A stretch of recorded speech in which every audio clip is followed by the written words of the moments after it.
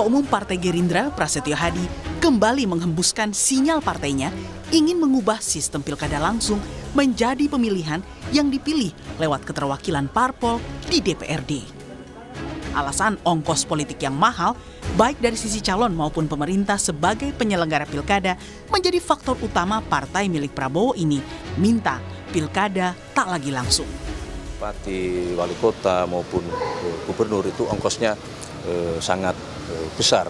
Belum dari sisi negara ya, dari sisi negara dalam hal ini mengenai pembiayaan. Nah, inilah yang kemudian kalau kajian di kami internal Partai Gerindra, kami memang terus terang salah satu yang mengusulkan atau berpendapat bahwa kita berkehendak untuk mengembalikan sistem pemilihan kepala daerah itu melalui mekanisme di DPRD. Senada, Wakil Ketua MPR fraksi PAN Edi Suparno bahkan menilai usulan pilkada lewat DPRD sudah sesuai dengan sila keempat Pancasila. Menurut mantan Sekjen PAN ini, sejak pilkada dilakukan secara langsung, persoalan politik uang dan politik dinasti terus terjadi. Memang saya akui bahwa jika masyarakat publik sudah diberikan hak untuk memilih langsung, dan itu kemudian haknya diambil, saya kira akan menimbulkan berbagai masukan ya yang menghendaki agar itu tetap melekat pada mereka. Tapi juga kalau kita lihat eksesnya, itu kita harus perhitungkan juga dampaknya itu ternyata membawa dampak negatif terhadap pendidikan politik bagi masyarakat, karena masyarakat hanya disuguhi amplop atau sembako untuk memilih siapapun yang akan menjadi calon kepala daerahnya. Dan jangan lupa juga, saya bicara sebagai pimpinan MPR, bahwa kalau kita bicara pemilihan secara keterwakilan itu ada dalam sila keempat dalam Pancasila kita, musyawarah untuk mufakat. Namun, usulan ini ditolak PDI Perjuangan. Partai pimpinan Megawati Soekarno Putri ini menilai pilkada melalui DPRD menghilangkan hak rakyat untuk ikut serta dalam tata kelola pemerintahan dan pembangunan di daerahnya. Buat kami aneh saja apabila hak rakyat hari ini untuk memilih pemimpinnya juga kemudian harus dikebiri. Padahal itu hak yang sangat dasar di negara-negara demokratis. Semua rakyat diajarkan untuk memilih pemimpin secara langsung sebagai bagian dari cara mereka untuk bisa mengekspresikan apa yang mereka inginkan. Desakan agar pilkada langsung harus diubah lewat DPRD pertama kali diusulkan Partai Golkar saat perayaan HUT Golkar ke-60 pada 12 Desember 2024. Dan usulan itu kembali digaungkan Ketua Umum Partai Golkar Bahlil Lahadalia di HUT ke-61 Golkar 5 Desember 2025 lalu. Bahlil bilang Golkar sudah lama mengkaji soal pilkada langsung yang dinilai menyedot energi, biaya besar, dan sering memicu konflik di daerah. Ia pun minta agar pembahasan RUU politik dimulai tahun ini. Khusus menyangkut pilkada Bapak Presiden, 1 tahun lalu kami menyampaikan kalau bisa pilkada dipilih lewat DPR saja. Banyak pro dan kontra. Tapi setelah kita mengkaji, alangkah lebih baiknya memang kita lakukan sesuai dengan pemilihan lewat DPR Kabupaten Kota. Biar tidak lagi pusing-pusing. Oleh karena itu kami memandang pembahasan RUU bidang politik seyogyanya bisa dimulai tahun depan. Usulan Bahlil ini disambut baik Presiden Prabowo. Menurutnya demokrasi yang baik harus mengurangi permainan uang agar jangan hanya kaum berduit yang menguasai politik. Prabowo bahkan menilai pilkada langsung adalah sistem politik yang meniru-niru negara lain. Yang disampaikan Partai Golkar berkali-kali harus kita pertimbangkan yang baik-baik. Demokrasi harus mengurangi terlalu banyak permainan uang. Demokrasi harus kita bikin minimal ongkos politik. Supaya nanti politik kita jangan ditentukan hanya orang-orang berduit.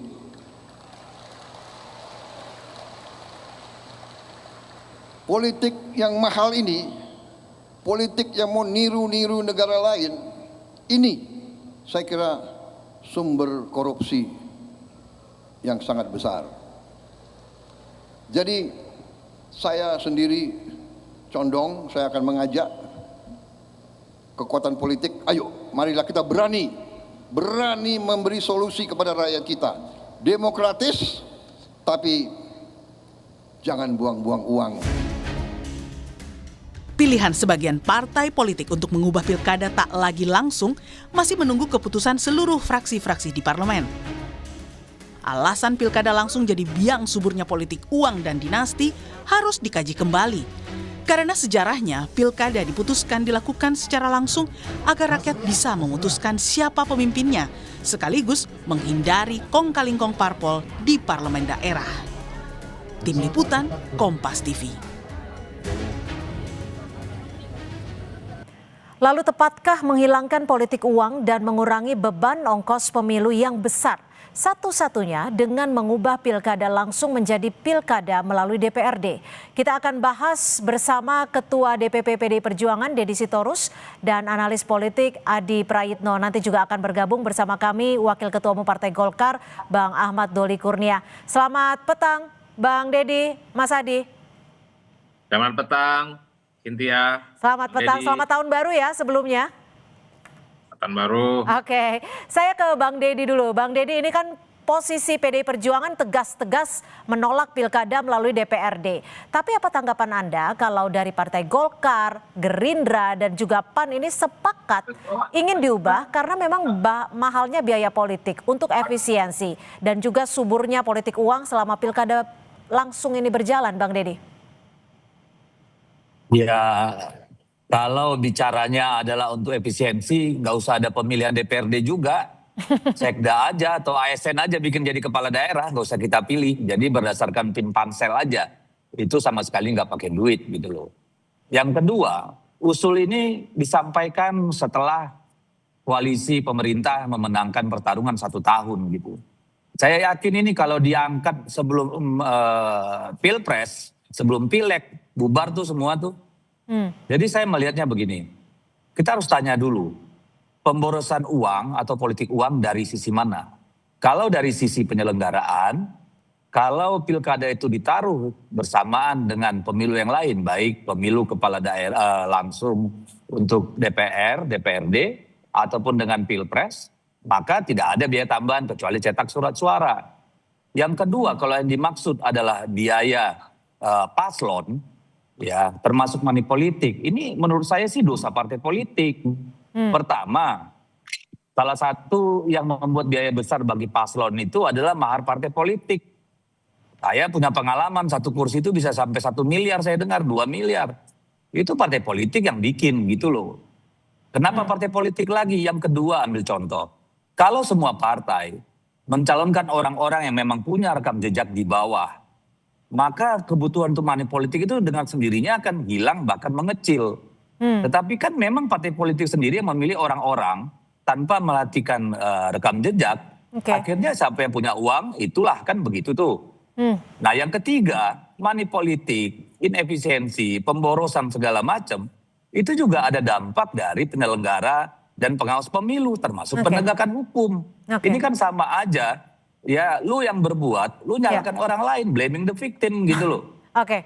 Oke, saya akan ke Bang Doli. Bang Doli, ini Golkar bisa dikatakan sebagai partai politik yang pertama kali memiliki ide awal di kali ini. Usulkan pilkada langsung diubah menjadi keterwakilan di DPRD. Tapi yang namanya usulan biasanya kan ada pro kontranya. Kali ini agak berbeda. Usulan Golkar ini langsung disetujui oleh Presiden dan juga parpolnya. Kalau Bang Doli, ini murni maunya Golkar atau gimana nih Bang Doli? Kalau Golkar sebetulnya dalam 1,5 tahun ini kita sudah bentuk tim kajian politik ya. Bukan hanya untuk pilkada tapi juga untuk sistem pemilu, soal undang-undang partai politik dan seterusnya. Intinya kita berkeinginan untuk menyempurnakan lah sistem politik kita, termasuk hulunya itu adalah sistem pemilu dan pilkada. Nah soal pilkada kita juga sebetulnya punya 3 opsi sesungguhnya ya. Ya 3 opsi itu masih pertama adalah tetap penyelenggaraan pilkada seperti yang sekarang sedang berlangsung selama ini langsung oleh rakyat. Yang kedua semua dikembalikan ke DPRD. Yang ketiga adalah ini asimetris atau hybrid. Jadi ada yang tetap berlangsung dipilih oleh rakyat, ada juga ke DPRD.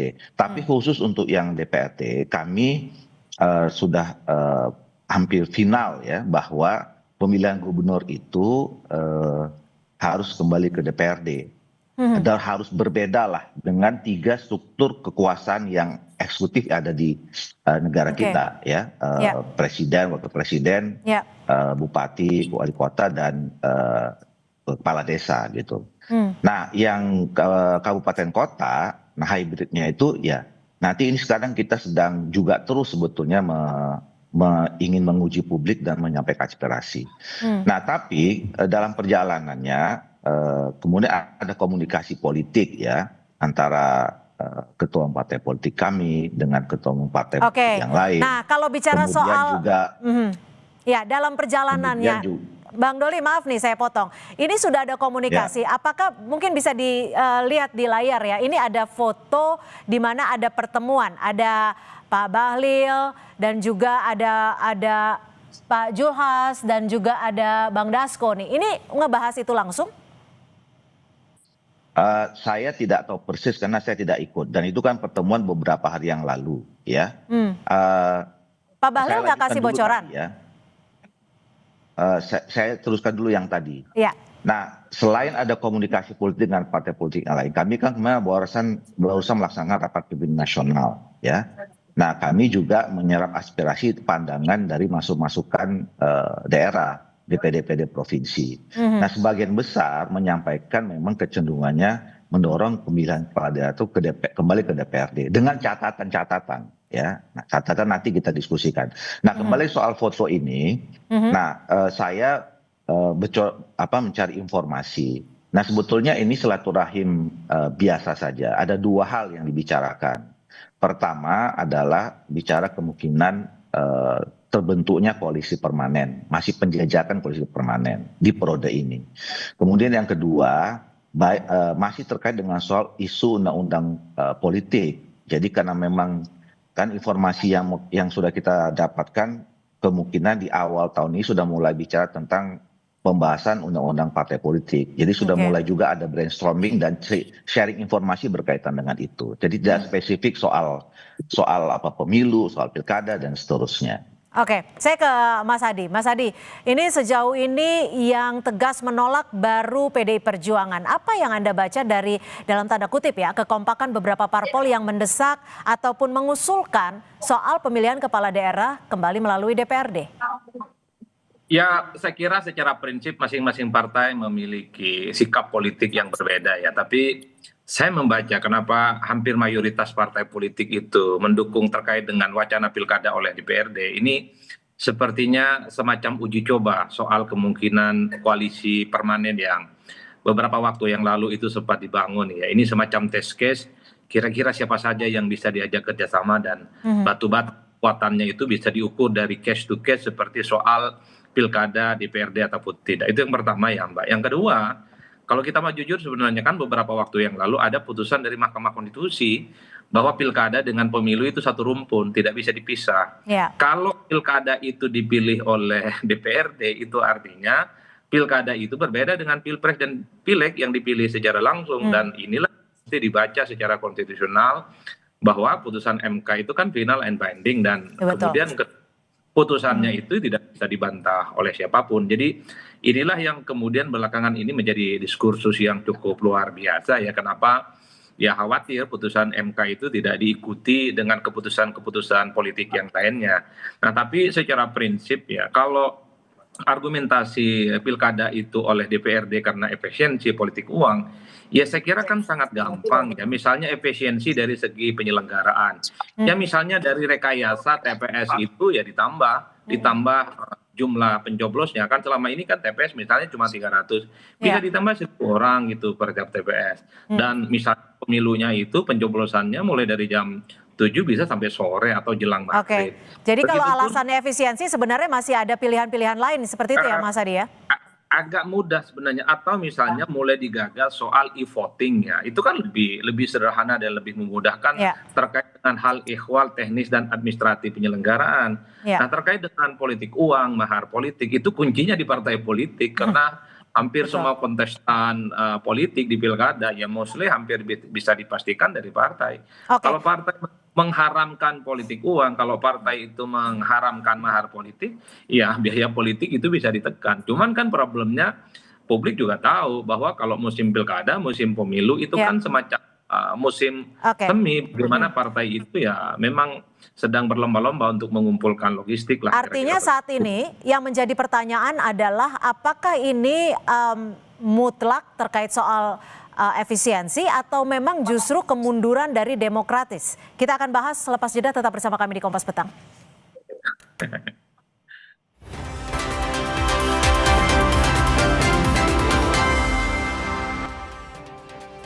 Ya, kita masih membahas soal usulan yang disampaikan agar pemilihan kepala daerah kembali dilakukan melalui DPRD. Bang Doli, oke lah kita tahu pilkada langsung ini memang dinilai mahal. Tapi apakah biaya demokrasi ini layak sebenarnya dipangkas? Apakah Golkar juga sudah tanya langsung ke konstituen di daerah-daerah soal usulan ini?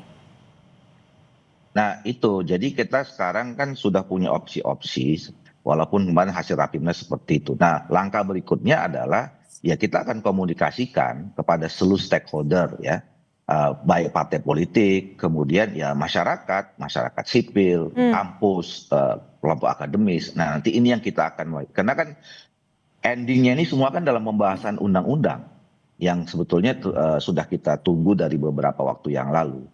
Nah, tapi maaf saya potong lagi Bang Doli, ini kan sebenarnya amanat reformasi loh. Loh, iya makanya ini saya baru menjelaskan itu ya, bahwa kita sebetulnya harus menjaga dua prinsip sebetulnya. Selama ini kan yang dikemukakan adalah efisiensi ya, terus kemudian biaya politik yang tidak boleh tinggi gitu. Nah ini pun juga dibagi dua ya, biaya penyelenggaraan dan kemudian biaya politik lain-lainnya itu. Ini yang kemudian jadi problem menurut saya selama ini. Kalau biaya penyelenggaraan, kalau memang kita semua sepakat ini pemilihan langsung, ya no isu sebetulnya mau berapa biayanya. Nah tapi kalau kemudian kita berpikir perlu ada efisiensi, saya kira juga bagus juga. Nah saya setuju tadi misalnya kalau semua partai politik punya kesadaran bahwa urusan politik ini nggak harus selalu identik dengan soal biaya yang terlalu tinggi. Nah itu juga nanti kita harus bicarakan tentang baik sistemnya maupun juga undang-undang partai politiknya. Nah itu satu sisi. Bandul yang lain adalah soal demokrasi, ya sistem demokrasi yang harus dipertahankan. Gitu.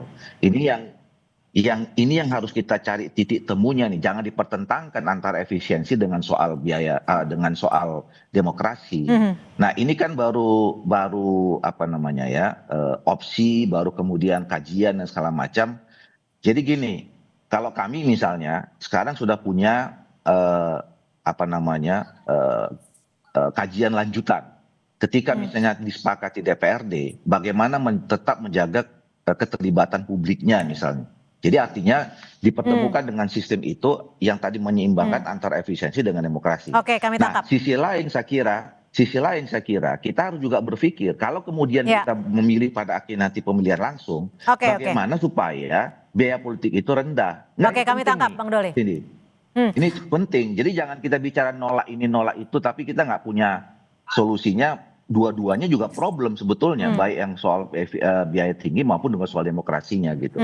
Bang Deddy, saya ke PDI Perjuangan. Kalau Bang Deddy ini melihatnya apa sih sebenarnya yang dilakukan Partai Golkar dan juga sejumlah partai lainnya yang setuju agar pemilihan kepala daerah melalui DPRD? Apakah ini memang murni efisiensi atau ada kepentingan jangka panjang 2029 mungkin? Ya saya lebih cenderung ke arah kepentingan jangka panjang ya, konsolidasi kekuasaan. Apalagi ketuanya Bung Doli ini kan pernah ngomong koalisi permanen, ini kan kelihatan dari satu sisi ada upaya untuk mempertahankan kekuasaan jangka panjang. Tapi mari kita bedah satu-satu lah. Misalnya anggaran yang begitu besar di tingkat penyelenggaraan. Tadi saya sudah sampaikan, kan ini bisa digabung dengan pemilu lain. Apakah dengan pemilu DPRD sebagaimana diputuskan MK atau digabung dengan Pilpres. Jadi penyelenggaraan hari yang sama ya. Lalu kemudian yang membedakan cuma tambahan surat suara, kan misalnya begitu ya. Lalu ada cara milih tadi apakah dengan e-voting. Jadi soal itu saya kira tidak terlalu masalah, termasuk di pihak pasangan calon. Ambil contoh, jika semua kandidat yang bersaing Ya dibuatkan escrow account lah oleh KPU sebagai penyelenggara. Sekian nih biaya kampanye. Ya. Lalu setiap dia melakukan kegiatan ya itu nyampaikan. Lalu dieksekusi. Oke, Di luar daripada itu tentu dengar dulu. Maka soal biaya ini dibatasi maksimum spending gitu loh. Sehingga tidak ada yang jor-joran main money politik. Nah, money politik kenapa bisa terjadi secara masif? Kan karena penegakan hukumnya nggak jelas, nggak jalan. Nah, ini kan semua harus dilihat. Jadi kalau menilai itu, neracanya harus seimbang. Jangan cuma bilang jeleknya yang A, tapi yang B nggak dihitung jeleknya gimana. Kita sudah ngalamin. Dulu korupsi itu di gedung DPRD, melibatkan partai politik juga. Tapi kalau ini Dampaknya tetap apa? lolos, PDI Perjuangan akan melakukan apa? Apakah akan melakukan lobby-lobby politik mungkin? Nah, kalau ini mau dipaksakan, kami hanya bisa mengembalikan persoalan ini kepada rakyat. Karena kami cuma 16% di DPR. Apakah rakyat Indonesia akan menerima kembali ke masa lalu? Kita dipangku oleh gagasan-gagasan sentralistik kayak begini. Silakan nanti rakyat yang menilai. Ya, saya ke Mas Adi. Mas Adi, kalau yang diusulkan Golkar dan teman-teman ini adalah menurut Anda bentuk koreksi sistem atau sinyal memang untuk adanya sentralisasi pusat? Ya kalau saya secara prinsip pilkada langsung bahwa layak dievaluasi iya soal politik uang, tentang mahar politik, termasuk juga soal biaya penyelenggaraan yang menurut saya juga terlampau mahal, saya kira sangat layak untuk dievaluasi. Tapi kan jawabannya kan tidak harus mengembalikan pilkada oleh DPRD. Apalagi kan kita tahu soal trust publik ke DPRD itu kan cukup rendah. Karena begitu banyak misalnya keputusan-keputusan politik yang dibuat oleh DPRD dan bahkan DPR pusat itu kan seringkali tidak pernah melibatkan rakyat. Pernah tidak DPRD itu dalam memutuskan keputusan apapun bertanya kepada rakyatnya tempat dia mencalonkan diri di basis konstituennya? Kan tidak pernah melakukan.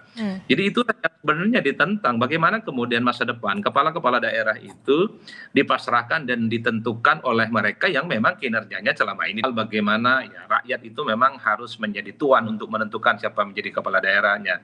Jangan ada kesan bahwa elit ini mulai takut dengan rakyatnya karena di tengah pemilih yang semakin kritis dan semakin rasional, ya pemilih-pemilih yang tidak kompeten dipilih dan dia dihukum dalam pilkada itu. Oke, kami tangkap. Jadi kesan itu yang harus dihindarkan sebenarnya. Tapi bagi saya hal-hal yang sifatnya mahal gampang kok, kuncinya di partai.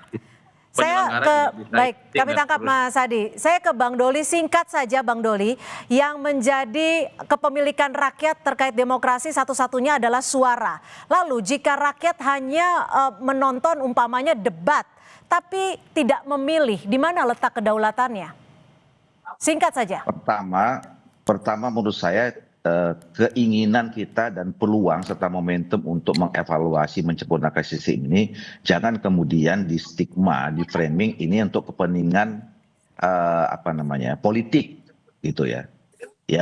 Kita sebetulnya sudah sejak lama dari kalau bicara tentang saya 5 tahun yang lalu bicara tentang soal revisi sistem politik ini. Jadi jangan kemudian diarahkan ini untuk kepentingan elit tertentu 2029 dan segala macam. Ini momentum kita untuk menyempurnakan sistem ini gitu loh. Nah, soal ada opsi kembali ke DPRD yang memang itu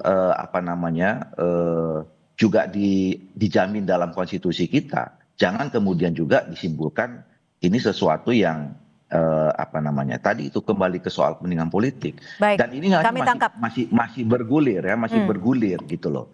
Jadi artinya masih dibahas dan juga masih diformulasikan seperti itu ya. Dan kita nggak tutup-tutupi, kita sampaikan ke publik, kita tunggu responnya seperti apa nanti bagaimana gitu. Itu yang kita butuhkan sekarang sebetulnya gitu. Baik, terima kasih Bang Doli dan juga terima kasih Bang Dedi dan Mas Adi untuk perspektifnya sore hari ini. Terima kasih, selamat sore. Sore.